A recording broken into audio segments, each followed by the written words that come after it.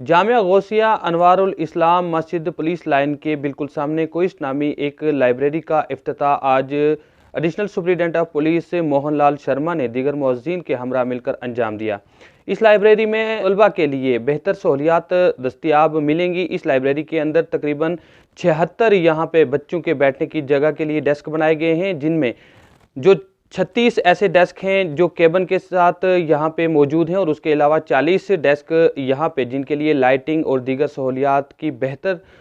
फ्राहमी यहाँ पे तलबा को दी जाएगी। इस लाइब्रेरी में तलबा पुरअमन और सुकून तरीके से अपनी जो तालीम है वो हासिल कर सकेंगे। अपनी नॉलेज को बढ़ाने के लिए तलबा को यहाँ पे हर तरह की सहूलियात दस्तियाब कर दी गई हैं। इस लाइब्रेरी के अंदर तलबा के लिए तमाम तर सहूलियात, जिनमें बिजली की 24 घंटे की दस्तियाबी, उसी के साथ एयर कंडीशन और दीगर जितने भी सिलेबस और निसाब के हिसाब से जो किताबें हैं वो भी यहाँ पे मंगवाई जा रही हैं, ताकि बच्चों को आने वाले वक्त में IAS, KAS और दीगर इम्तहानात की तैयारियों में मज़ीद इजाफा करने के लिए यहाँ पे उन्हें हर तरह की सहूलियात दस्तियाब हो सके। इस ज़िम्मन में बात करते हुए इस लाइब्रेरी के इफ्तिताही तकरीब के बाद जब additional superintendent of police Mohan Lal Sharma ने अपनी मसरत का इजहार करते हुए इस लाइब्रेरी को कायम करने के लिए यहाँ पे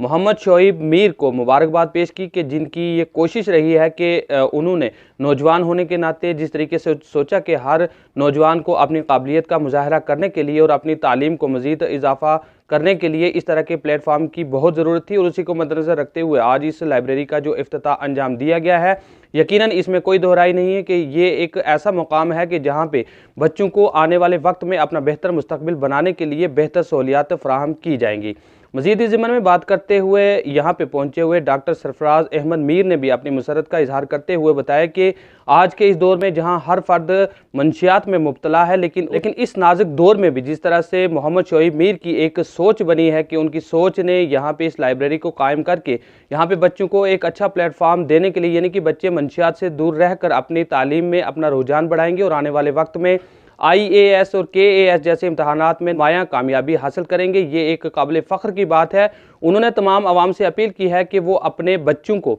इस लाइब्रेरी के अंदर भेजें ताकि उनके बच्चे पुरअमन तरीके से और सुकून से यहाँ पे अपनी पढ़ाई को मज़ीद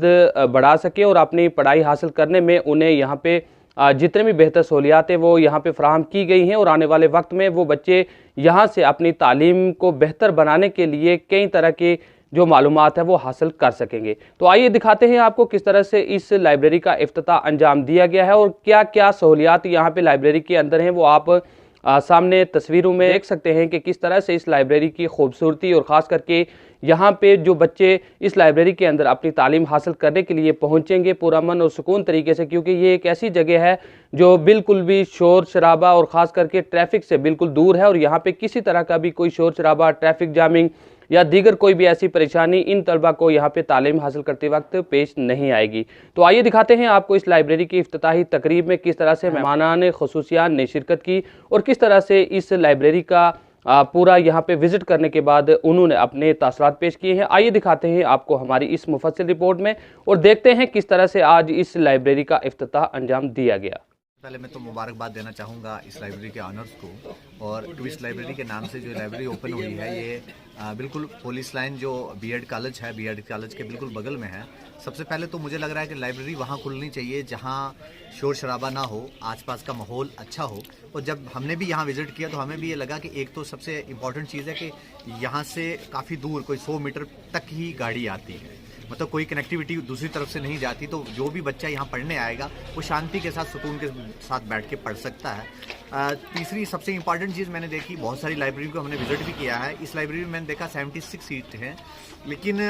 जहाँ भी सीट्स लगी हैं उनके बीच का स्पेस बहुत अच्छा है, बहुत ही अच्छा है। तो मुझे लग रहा है कि बाकी लाइब्रेरियाँ भी अच्छी हैं, लेकिन इसमें ये चीज़ मुझे थोड़ी डिफरेंट लगी। एक चीज़ और, जितने भी बच्चे हमारे UPSC या JKS के लिए पढ़ना चाह रहे हैं या बाकी किसी एग्ज़ाम के लिए पढ़ना चाह रहे हैं, तो यहाँ मैंने एक चीज़ और भी देखी, यहाँ इन्होंने लॉकर सिस्टम भी रखा है। मतलब मुझे लग रहा है कि मोर देन 20 के आसपास लॉकर्स हैं, 36 लॉकर्स हैं। उन लॉकर्स में यानी कि जो भी जिस बच्चे को अलाट होगा वो अपनी बुक्स वहाँ रख भी सकता है, अपना मटेरियल रख सकता है, लैपटॉप वगैरह सारी चीज़ें। ये भी एक डिफरेंट चीज़ यहाँ पे दिखी है मुझे। और साथ साथ जब इनसे बात की गई, ये भी मुबारक की बात है कि एक यूथ है, इन्होंने खुद भी आई थिंक बिकम MCOM करके आए हैं और जम्मू से, और इनको मुबारक इसलिए कि इस एज की यूथ एक तरफ तो गलत ट्रैक पे जा रही है और एक तरफ ये यूथ ये काम करने जा रही है कि 50 यूथ को इकट्ठा करके उनको पढ़ाने का या उनको पढ़ने का स्पेस प्रोवाइड कर रहे हैं। तो ये हमारे लिए बाइसे फ़ख्र है कि ये अच्छा काम शुरू हो रहा है। और मैं आपकी विसादत से ये भी कहना चाहूँगा कि अगर इनके पास कम से कम 4 या 5 बच्चे ऐसे मिलते हैं इनको जो आर्फन हैं या कुछ भी हैं, तो ये आइडेंटिफाई करेंगे, हमारे तक पहुंचाएंगे, उनकी 5 बंदों की फ़ी मैं दूंगा अपनी एनजीओ की तरफ से। 2 चीज़ें बड़ी आम हैं। एक तो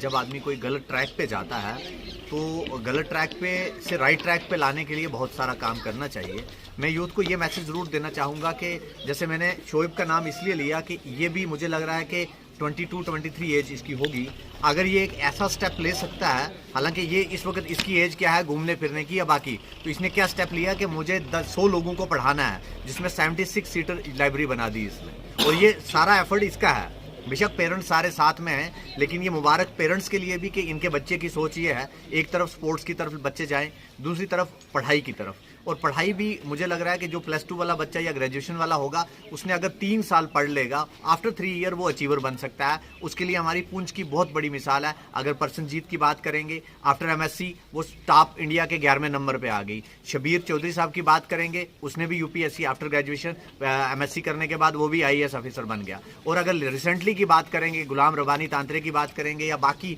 सबा किरवानी या बहुत सारे ऐसे लोग हैं जो सिर्फ ग्रेजुएशन और एमएससी के बाद ही वो सीधा अचीवर बन गए हैं। तो मुझे लग रहा है कि लाइब्रेरी ज्वाइन करिए, अच्छा मटेरियल, और सबसे अच्छी बात है ये दिल्ली से मटेरियल भी मंगवा रहे हैं कि जो बच्चे यूपीएससी के लिए पढ़ना चाह रहे हैं उनको यहीं बुक्स और मटेरियल्स, बहुत सारे बच्चों को शायद मटेरियल नहीं मिलता है, वो ये भी प्रोवाइड करेंगे। बहुत बहुत शुक्रिया। और एक बार फिर मैं मीर साहब को और इनकी पूरी टीम को मुबारकबाद देना चाहूँगा और मेरी बेस्ट विशेज़ शोएब को, जिसने इतना अच्छा स्टेप लिया। हमारी जब भी कहीं पर भी ज़रूरत पड़ेगी हम इनके साथ हैं, ऐसी यूथ जो राइट काम करती है। थैंक यू सो मच जी। आज क्वेस्ट लाइब्रेरी जिसका यहाँ पे आगाज़ हुआ है और हमारी तरफ से बेस्ट विशेस हैं।